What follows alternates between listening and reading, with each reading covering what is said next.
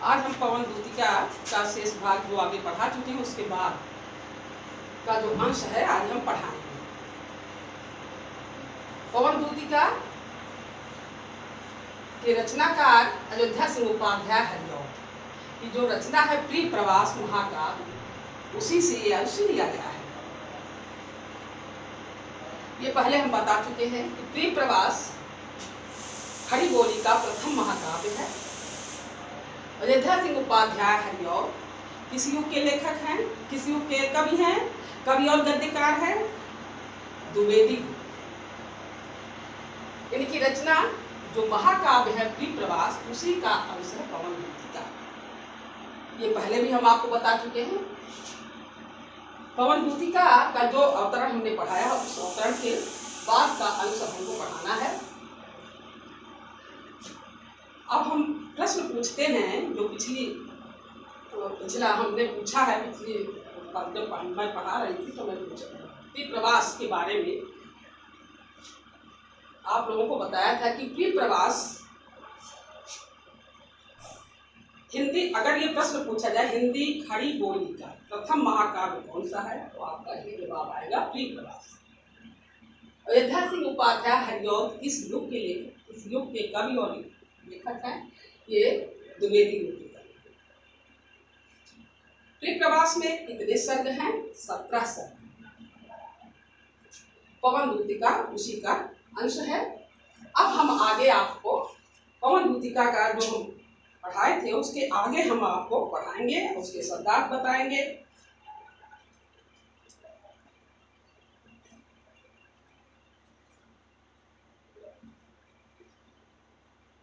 पहला दूसरा हमने आप लोगों को पढ़ाया है, इसका शब्दार्थ बताया है, प्रश्नोत्तर बताया है, काव्य सौंदर्य बताया है। अब हम आपको तीसरे और चौथा ये आपको अभी पढ़ाने जा रहे हैं। तीसरा और चौथा संकेत है, ये है मेरे प्यारे नौ दलद से कंध से नेत्र वाले, आके जाके आए न मधुबन से और न भेजा संदेशा, मैं रो रो के प्रिय विरह से बावली हो रही हूँ, जाके मेरी सब दुख कथा श्याम को तू सुना दे। पवन दूती से श्रीमती राधिका जी कहती है। इस अंश में कृष्ण के सौंदर्य का वर्णन पवन दूती से करती है। इसके रूप सौंदर्य का वर्णन पवन दूती से बताती हुई श्रीमती राधिका जी कहती है कि मेरे प्यारे नव जलद से कद से न। अब पहले शब्द नव माने नया, प्यारे यहाँ कृष्ण के लिए आया है, जलद माने बादल, मेघ तरह से पानी से भरी हुई जो बादल होते जलद, कंद कमल, मधुबन मथुरा, बावली पागल, और कोई इसमें विशेष और भी कोई शब्द ऐसे कठिन नहीं है जो आपको ना आता हो। अब इसका अर्थ है पवन दूती से, पवन को जब दूती बनाया तो उसमें अब उसे कृष्ण का परिचय देती कि हमारे प्यारे श्याम श्री कृष्ण किस रूप वाले, किस कहती मेरे प्यारे नव जलद से कंज से नेत्र वाले, कहते कि हे दूती हमारे प्यारे श्याम श्री कृष्ण वे नए बादल, नए मेघ के समान कांति वाले हैं और कमल जैसे नेत्रों वाले, कमल से नेत्र वाले उपमालंकार है, कमल जैसे नेत्रों वाले। उनके नेत्र कैसे हैं? कमल के समान है। उनकी कांति कैसी है? नए मेघ के समान उनके शरीर की कांति है। जब से जाके आए न मधुबन से और न भेजा संदेशा, जब से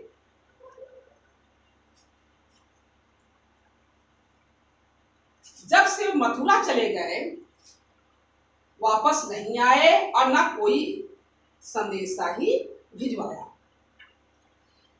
ऐसी स्थिति में मैं उनके विरह में, उनके दुख में मेरी दशा, मैं लगातार अनवरत रूप से रो रही हूँ और मेरी दशा पागलों जैसी है। मैं रो रो के प्रिय विरह से बावली हो रही हूँ। कह रही है राधा जी, मैं अपने प्रियतम श्री कृष्ण के विरह में, उनके दुख में मैं लगातार रो रही हूँ और मेरी दशा पागलों जैसी हो गई। जाके मेरी सब दुख कथा श्याम को तू सुना दे। कहती है कि ऐसी स्थिति में हे पवन दूती, हमारी सारी व्यथा को, हमारी सारी पीड़ा को जा करके हमारे श्याम सुंदर से तो बता। मेरा इतना कहा जरूर मान लो, मेरा इतना कहना मान लो कि मेरी सारी व्यथा जा करके मेरा इतना कार्य तुम्हें करना है कि जा करके हमारी सारी व्यथा, सारे दुख को हमारे प्यारे श्याम श्री कृष्ण से तुम बता। ठीक है, चौथा देखिए। ज्यों ही मेरा भ्रमण तज तू अल्प आगे बढ़ेगी, शोभा वाली सुखद कितनी मंजु कुंजे मिलेंगी। प्यारी छाया मृदुल स्वर से मोह लेंगी तुझे वे, तो भी मेरा दुख लख वहां जान विश्राम करना। पवन दूती से अभी श्री राधिका जी कहती हैं कि हे पवन दूती, जो ही मेरा भ्रमण तज तू अल्प आगे बढ़े। अल्प मतलब थोड़ा। शोभा वाली सुखद कितनी मंद मतलब सुंदर, शोभा संपन्न, सौंदर्य से युक्त शोभा। कुंज मतलब उपवन, बागीचा। प्यारी छाया मृदुल स्वर से मोह लेंगी तुझे। मृदुल मतलब कोमल, मीठा भी इसका अर्थ होता है, कोमल भी होता है। लख मन देखना। कहती हैं जो ही मेरा भ्रमण तज तू तज मतलब त्याग करके, छोड़ करके। कहती कि हे पवन दूती, जैसे ही तुम मेरे भवन को छोड़ करके, त्याग करके, छोड़ करके तुम थोड़ा सा आगे बढ़ोगी, वैसे ही तुमको मार्ग में अत्यंत सौंदर्ययुक्त सुख प्रदान वाली तमाम उपवन बागीचे मिलेंगे। उन उपवन बागीचों की जो छाया है, बड़ी शीतल छाया, प्यारी छाया है। प्यारी आया शीतलता, उसकी प्यारी छाया अर्थात उसकी शीतलता, वह शीतल छाया उन उपवन बागीचों में बहुत शीतल ठंडी बयार बहती है, ठंडी वहां छाया मिलती है, ठंडी छाया से संपन्न है। और पक्षियों का मीठा स्वर तुम्हें अपनी ओर आकर्षित कर तुम्हारे मन को मोह लेगा। उस वन बागीचे में पक्षियों का मीठा स्वर तुम्हें सुनाई देगा और उसकी प्यारी छाया अर्थात शीतल छाया तुम्हारे मन को मोह लेंगी, अपनी ओर आकर्षित कर लेंगी। इतना होने पर भी तो भी मेरा दुख लख वहां जान विश्राम करना। इतना होने पर भी तुम मेरे दुख पर ध्यान देना, मेरी व्यथा पर जरूर ध्यान दिए रहना, कहीं वहां जाकर के तुम विश्राम न करने लगना, अर्थात अपने कार्य से तुमको विमुख नहीं होना। उसके सौंदर्य से अभिभूत होना, उसके सौंदर्य को से तुम प्रभावित होना, लेकिन वहीं रुक करके कहीं विश्राम मत करना। अब ये तीसरा और चौथा आपको हो गया, इसका शब्दार्थ भी हो गया। अब इसमें काव्य सौंदर्य क्या है? काव्य सौंदर्य पहला है रस क्या है, छंद क्या है, अलंकार क्या है। प्रमुख है रस क्या है इसमें?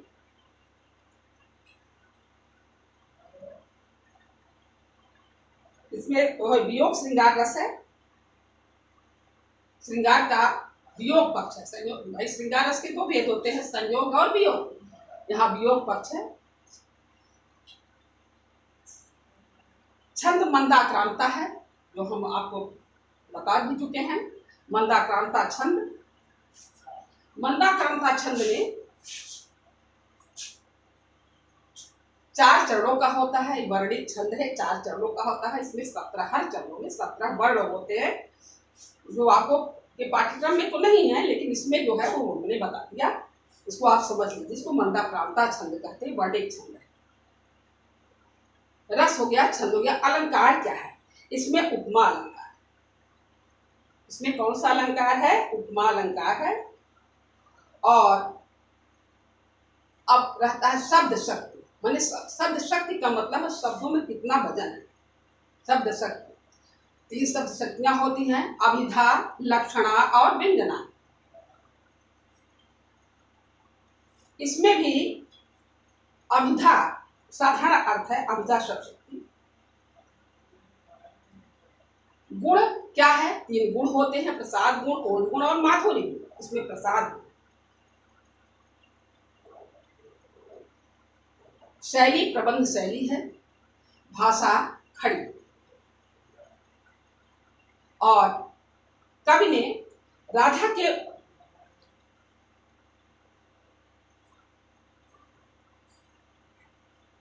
कवि ने राधा की पीड़ा को प्रकृति के माध्यम से व्यक्त किया।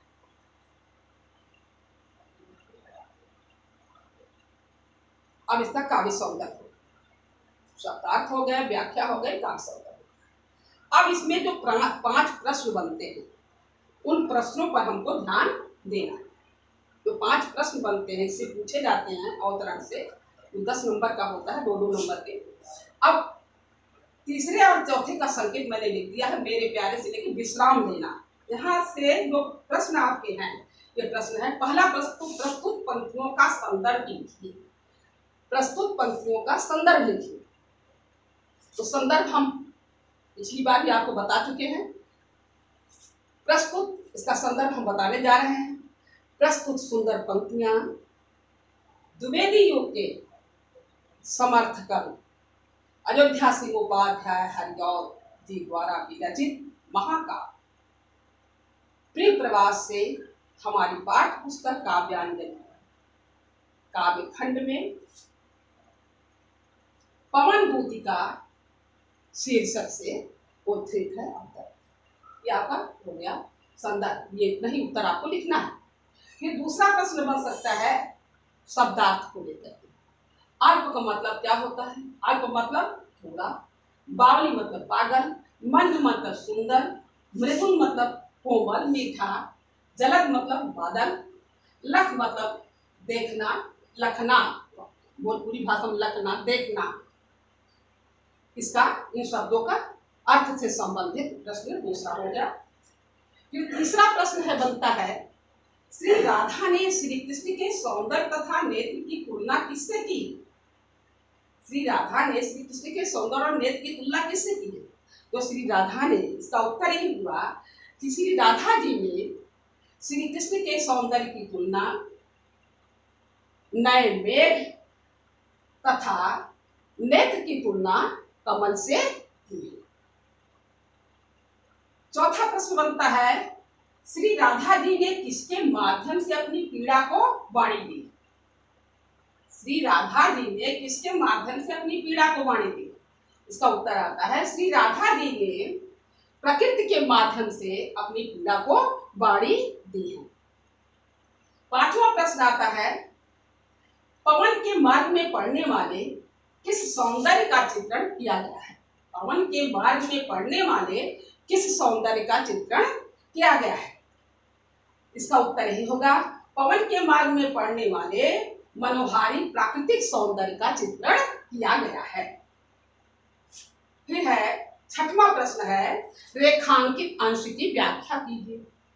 इसमें 6 प्रश्न है, उसे 5 ही आता है, लेकिन छठवां ये भी है, रेखांकित अंश की व्याख्या कीजिए। अब रेखांकित जो आपके अवतरण में दिया रहेगा, जो पंक्तियां, उसी की व्याख्या आपको करनी है, और व्याख्या हमने आपको बता दिया। मान लीजिए आता है, प्यारी छाया, ये रेखांकित किया है, प्यारी छाया मृदुल स्वर से मोह लेंगी तुझे वे, तो भी मेरा दुख लख वहां जा न विश्राम लेना।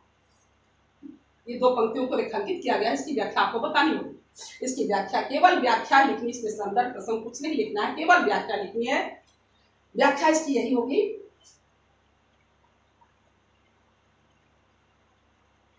पवन दूती से श्री राधिका जी कहती हैं, तुम्हारे मार्ग में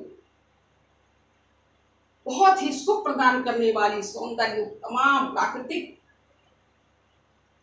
सौंदर्य से परिपूर्ण तमाम तुम्हें वन उपवन मिलेंगे तुम्हारे, लेकिन उसकी शीतल छाया और उस वन उपवन में जो पक्षियों का मधुर स्वर तुम्हें अपनी ओर आकर्षित कर लेंगे, लेकिन तुम उनके प्रति आसक्त मत होना और मेरे दुख पर ध्यान करके, मेरे दुख पर ध्यान दे करके तुम वहां विश्राम मत करना, क्योंकि तुम्हें जो कार्य सौंपा गया है अपने कार्य से विमुख मत होना। एक तरह से ये राधा के द्वारा इस संदेश दिया गया है, जनमानस को संदेश दिया गया है कि जिस कार्य को सौंपा जाए उसे बड़ी निष्ठा से और बड़ी लगन से उस कार्य को किया जाए, चाहे कितने भी प्रलोभन, चाहे कितने भी लोग लालच दे, प्रलोभन दे, लेकिन उन प्रलोभनों पर ध्यान न दे करके अपने कार्य से कभी भी विमुख नहीं होना चाहिए। इसमें संदेश मिलता है, जनमानस को संदेश दिया जाता है, राधा के माध्यम से जनमानस को संदेश दिया गया है कि जो कार्य सौंपा जाए वह बड़ी निष्ठा और लगन के साथ उसे करना चाहिए। ये आपके इतने प्रश्न हो गए, प्रश्नों के उत्तर भी हमने बता दिया, एक तरह से आप कॉपी में इसको लिख लीजिएगा। ये प्रश्न भी हमने बताया, इसका उत्तर भी बताया, एक तरह से आपका नोट्स भी है हो गया, इसको आपको लिखना पड़ेगा। अब हम चलते हैं पांचवें पर, पांचवें अवतरण पर चलते हैं। थोड़ा आगे सरस रव का धाम सब पुष्प वाला, अच्छे अच्छे बहुद्रुम लतावन सौंदर्यशाली, प्यारा वृंद विपिन मन को मुग्धकारी मिलेगा, आना जाना इस विपिन से मुह्यमाना न होना। श्री राधा जी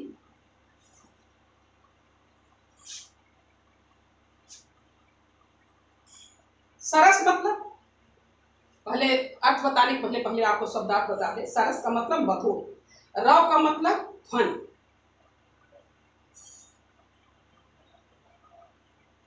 द्रुम माने वृक्ष, विपिन मतलब वन, मुग्धकारी मतलब मन को प्रसन्न करने वाला, मुग्ध करने वाला, मोह्यमाना मतलब मोहित न, मोह्यमाना न होना, मोहित न। पवनदूती से श्री राधिका जी कहती हैं, थोड़ा आगे सरस रव का धाम सब पुष्प वाला, कहती हैं हे पवनदूती, जैसे ही थोड़ा तुम और आगे बढ़ोगी तुम्हें मधुर ध्वनि से गुंजित अत्यंत मनोरम वृंदावन मिलेगा।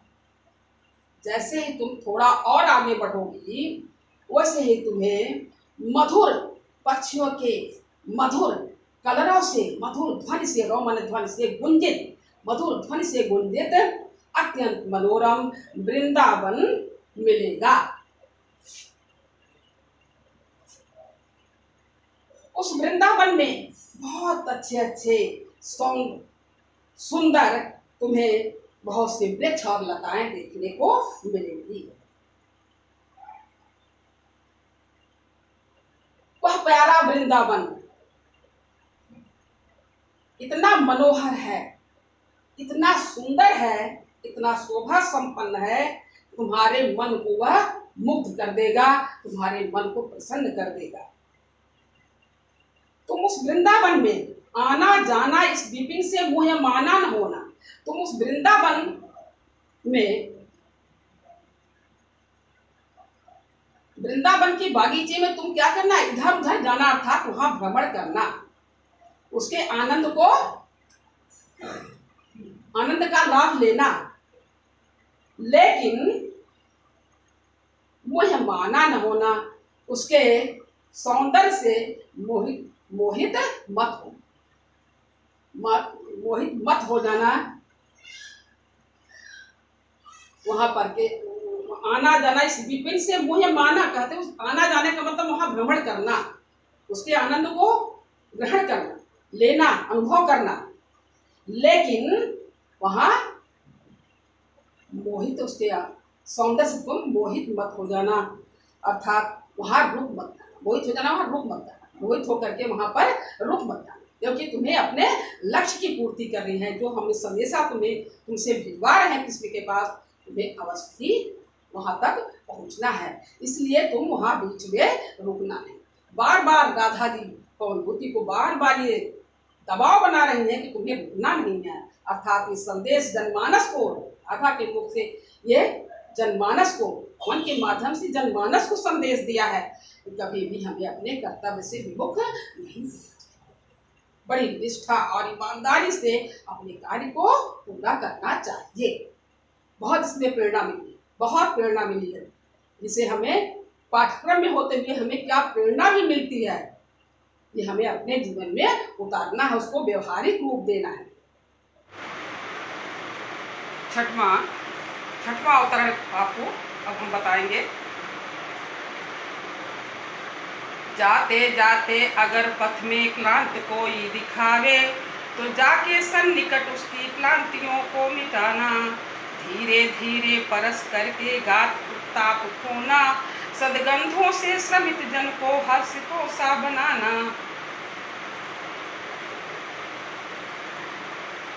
श्री राधिका जी पवनभूति से कहती है, इस अवतरण में उनका लोक सेविका चित्रित हुआ है। पवनभूति से कहती है कि अगर जाते जाते है पवनभूति, जाते जाते तुम्हारे मार्ग में, पथ माने रास्ता, पथ में, रास्ते में, मार्ग में कोई व्यक्ति थका हुआ, क्लांत मतलब थका हुआ, व्याकुल व्यक्ति दिखाई दे, तो तुम उसके निकट जाके सन्निकट, उसके बहुत निकट जाकर के उसकी क्लांतियों को मिटाना, क्लांतियों मतलब दुख को तुम मिटाना, मतलब दूर कर देना, उसकी क्लांति मतलब दुख को तुम दूर कर देना। तो जाके सन्निकट, उसके निकट तुम जाना, यहाँ जाने का मतलब तो हवा है, हवा तो आसपास होता है, तो इसका मतलब यही हुआ कि तुम अपने शीतल स्पर्श से उसके सारी थकान को, दुख को दूर कर देना। धीरे धीरे परस करके गात उत्ताप खोना, तुम धीरे मंद मंद गति से बह करके उसके शरीर का स्पर्श करना और उसकी गर्मी को दूर कर देना। सदगंधों से श्रवित जन को हर्षितों सा बनाना, और अपनी सुगंध से उस थके हुए व्यक्ति को प्रसन्न कर देना।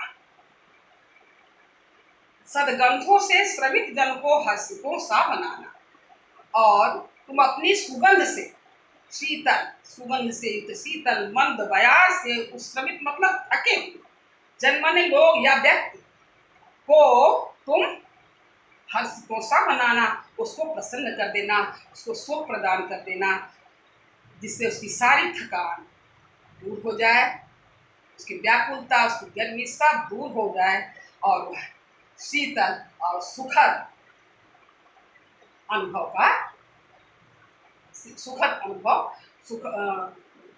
शीतल और सुखद अनुभव प्राप्त।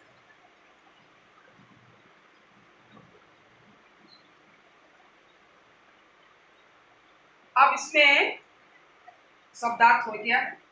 क्लांत मतलब थका हुआ, एक बार, पथ मतलब रास्ता, क्लांत माने थका हुआ, सन्निकट माने उसके निकट पास, क्लांतियों माने दुखों को मिटाना मतलब दूर करना, परस माने स्पर्श करना, गात मतलब शरीर, उत्ताप मतलब गर्मी, होना मतलब दूर करना, सदगंधों से सुगंध से युक्त, श्रमित थके हुए जन लोग व्यक्ति हर्षित प्रसन्न। अब इसमें है काव्य सौंदर्य पर। इसका काव्य सौंदर्य हम अब आपको बताएंगे। काव्य सौंदर्य में पहले रस छंद अलंकार। रस में कौन सा है? इसमें श्रृंगार रस है। छंद मंदाक्रांता छंद है, वही छंद, सब में पूरे में वही छंद है, मंदाक्रांता है। मंदाक्रांता के लक्षण आपको हमने बता दिया है पहले ही। वर्णिक छंद है। अलंकार क्या है? मानवीकरण अलंकार है, ये भी हम बता चुके। मानवीकरण अलंकार क्या है? क्योंकि पवन जो है वह पुल्लिंग है, लेकिन कवि ने अपनी कार्य सिद्धि के लिए उसे स्त्रीलिंग बना करके उसका मानवीकरण किया है। मानवीकरण अलंकार है। लक्षणा रस छंद अलंकार हो गया। लक्षणा शब्द शक्ति, अभिधा साधारण अर्थ होता है, लेकिन अभिधा से काम नहीं चलता है तो हम लक्षणा का सहारा लेते हैं।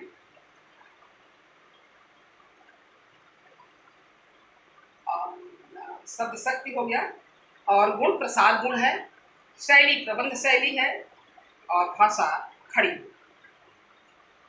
ये आपका काव्य सौंदर्य। अब इससे संबंधित मतलब पांचवें से और छठवें से संबंधित जो प्रश्न बनते हैं, वे प्रश्न जो हैं इस प्रकार है। इसमें देखिए प्रश्न हमने बनाया है पांचवें और छठवें। थोड़ा आगे ये हमने संकेत दिया है, थोड़ा आगे यही पांचवा है और लास्ट है हस्तिकोसा बनाना। अब इसमें प्रश्न जो प्रश्न बनते हैं, जो प्रश्न बनता है, अब प्रश्न है देखिए हमने बनाया है इसमें प्रश्न। पहला प्रश्न है, प्रस्तुत पंक्तियों के कवि एवं शीर्षक का नाम लिखिए। प्रस्तुत पंक्तियों के कवि एवं शीर्षक का नाम लिखिए। इसका कवि का नाम अयोध्या सिंह उपाध्याय है एवं शीर्षक का नाम पवन द्युति का है। तो आप लिखते समय कवि का नाम और शीर्षक का नाम हमेशा रेखांकित कर दीजिए अथवा ब्लैक पेंसिल से। ये लिखने का तरीका है। हमको संकेत किस पे देना है? जो मुख्य बिंदु होते हैं उसको रेखांकित किया जाता है, उस पर संकेत किया जाता है ताकि देखना जानना उसको देख ले, अच्छी तरह से उसे देख ले और आपको पूरा नंबर मिल सके। दूसरा है जो शब्दार्थ में बनता है प्रश्न। सरस, रव, द्रुम, विपिन, क्लांत, मुग्धकारी, श्रमिक शब्द का क्या अर्थ है? अब इसमें शब्दार्थ से संबंधित, तो शब्दार्थ से संबंधित सरस का होता है मधुर, रव का मतलब ध्वनि, द्रुम का मतलब वृक्ष, विपिन का मतलब वन, क्लांत मतलब दुखी, थका हुआ। क्लांत मतलब दुखा हुआ, कहीं कहीं दुख के रूप में भी इसका अर्थ हो जाता है। मुग्धकारी मतलब मन को मुग्ध करने वाला, मन को प्रसन्न करने वाला। श्रमिक थका हुआ, श्रमिक मतलब थका हुआ। इस शब्दों का यही अर्थ है। शब्द मतलब शब्दार्थ से संबंधित शब्दार्थ दे सकते हैं, हमने पूरा लगभग लिख दिया है।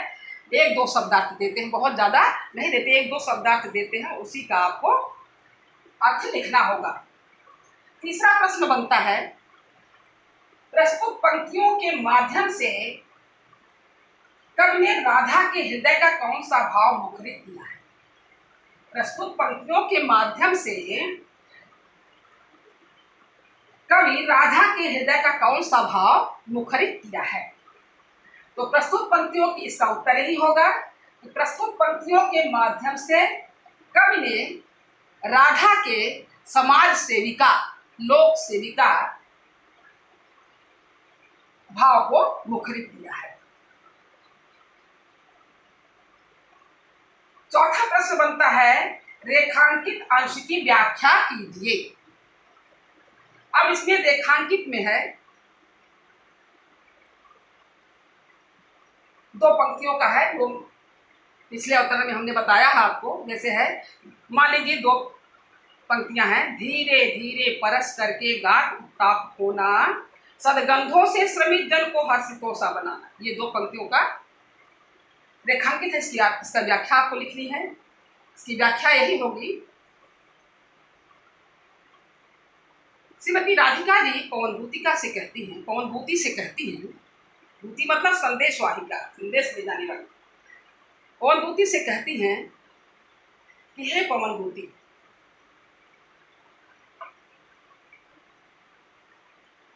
अगर तुम्हारे मार्ग में कोई थका हुआ, दुख से परिपूर्ण कोई व्यक्ति तुम्हें दिखाई दे, तो धीरे धीरे उसके अपनी शीतलता से उसके शरीर का स्पर्श करना और उसकी गर्मी को दूर कर देना और अपने सुगंध से उस थके हुए व्यक्ति को प्रसन्न कर देना। ये हो गया व्याख्या। पांचवा प्रश्न है, प्रस्तुत पंक्तियों का काव्य सौष्ठव लिखिए। काव्य सौष्ठव मतलब वही काव्य सौंदर्य, सौष्ठव माने सुंदर, काव्य सौंदर्य, सौष्ठव का मतलब सौंदर्य होता है। प्रस्तुत पंक्तियों का काव्य सौष्ठव को, जो काव्य सौंदर्य आपको हमने बताया है वो काव्य सौंदर्य। रस छंद अलंकार, क्या लिखना है? रस छंद अलंकार शब्द शक्ति गुण शैली भाषा, ये आपको लिखना है। रस आपका कौन सा इसमें रस है? श्रृंगार रस है। छंद क्या है? मंदाक्रांता छंद है। और अलंकार क्या है? मानवीकरण अलंकार है। लक्षणा शब्द शक्ति है। प्रबंध शैली है। भाषा खंड, ये आपका काव्य सौंदर्य है। काव्य सौंदर्य जब आप निरूपित करेंगे, दिखाएंगे, लिखेंगे, तो एक तरफ ब्लैक पेन से रस छंद अलंकार, ये आप सब ब्लैक पेन से लिखेंगे। उसके सामने आप जो लिखेंगे उसको ब्लू पेन से लिखेंगे। ये तरीका है लिखने का। प्रश्न उत्तर कैसे किया जाता है इस पर भी आपको ध्यान देना है। हमेशा मुख्य बिंदुओं को रेखांकित करना है ताकि एग्जामिनर का दृष्टि एकदम आपके मुख्य पॉइंट पर पड़े, मुख्य बिंदुओं पर पड़े और आपको पूरा नंबर मिल जाए। इसलिए हमको लिखने का भी तरीका है, हमको क्या किस तरह से अपने उत्तर को प्रस्तुत करना है, ये बहुत बड़ा अपने में उसको मायने रखता है।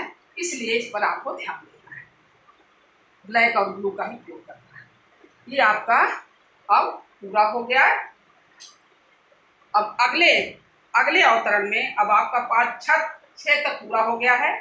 अगले अवतरण में 7वां 8वां 9वां 10वां लगभग इतना पढ़ाया जाएगा। अब आपको अपनी कॉपी में इससे संबंधित जितने भी प्रश्न बनते हैं, और प्रश्न को भी हमने बता दिया, उसका उत्तर भी बता दिया, सब अपनी कॉपी में आप इसको लिख लीजिएगा। अब हमको इसका नोट्स देने की जरूरत नहीं है, क्योंकि सारे प्रश्न उत्तर आपको हम बता दिए हैं, शब्दार्थ बता दिए हैं, काव्य संदर्भ